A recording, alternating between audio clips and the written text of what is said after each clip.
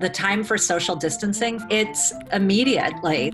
What exactly is social distancing? Social distancing. Institute more social distancing. My name's Carolyn Canusio, and I'm a social epidemiologist. Every action that we take and every way in which we can hold back from the public sphere in order to limit the opportunities for transmission is an opportunity truly to save a life. I'm wondering if there are just one or two concrete pieces of advice you would want people to follow. I think our lives should look radically different right now than they normally do. I would say limit your face-to-face interactions, work remotely whenever possible, no handshakes, no high fives, no hugs outside the home, stand 6 feet or more away from any person you're encountering in a public space, and severely restrict your travel from city to city, limiting that to truly urgent matters, and limit your engagement in the public sphere. Don't attend group gatherings, don't go to the theater, don't go to sporting events. What we're trying to prevent is contact with droplets when people sneeze, cough, or spit. I'm wondering what you think of small social gatherings. How big is too big? You will get different answers from different people about this, and I tend to be more conservative. One of my sons said to me, "Mom, if we're quarantined, at least we can still have dinner parties, right?" And I said, "No, Gabriel, that's the antithesis of what quarantine is about. We have to minimize our contact with others." I would say that's the general rule. Limit it to what's necessary. Do you recommend that people go outside even if they have limited contact with people? So what I've been doing is trying to wake up at a very early hour and go, usually, or to go in very unpopulated places and walk in the woods. I'm wondering what you think about taking flights. An important consideration is that the movement of populations is the fuel for continued spread. So in the 1918 flu, there was this massive movement of troops across the United States, and that troop movement was the perfect vehicle for continuing the spread of influenza. And you may think that it's different if you're just traveling for spring break, but really there isn't any difference between that kind of movement for the purposes of wartime personnel needs and the movement of people because they want to get to the beach.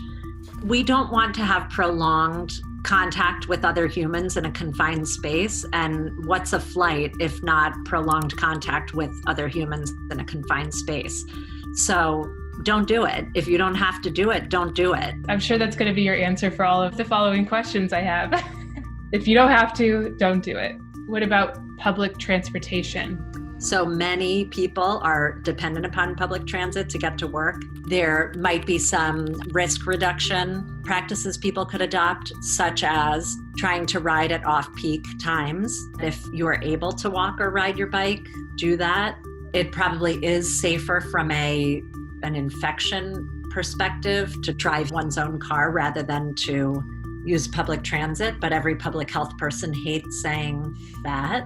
How should we approach caring for elderly or at-risk neighbors or people in our community who might need help?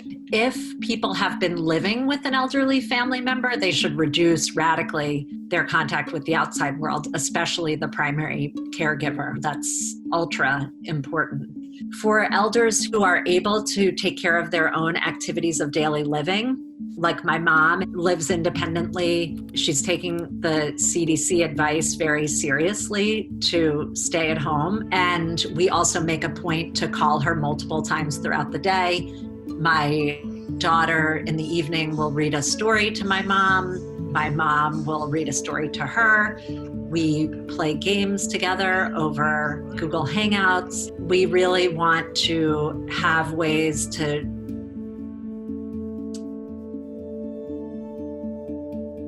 continue to show her how much we love her. And when will this end? When will we know that we can stop social distancing? I can't give you a date when it will end. It would be good if we could have that date because it would be reassuring to people to know that this won't last forever. and it won't last forever, but it's probably going to be an uncomfortably long period of time. Is there a happy medium between extreme social isolation and just keeping a healthy distance from people? So this will be a very hard time for many people. And I would say that the happy medium is to try to think creatively about ways to engage socially without physically being present. Call more often, FaceTime more often, sing with friends out the windows as people have been doing in Italy, play music for your loved ones over the phone, let your elders hear the voices of their grandchildren over the phone, give to food banks, give to homeless outreach organizations. If you're able to be generous, now is the time to be generous. And be generous not just with our material gifts, but also truly believe deep in your heart that by stepping out of the social realm right now, you are doing one of the greatest services you can do to the public's health.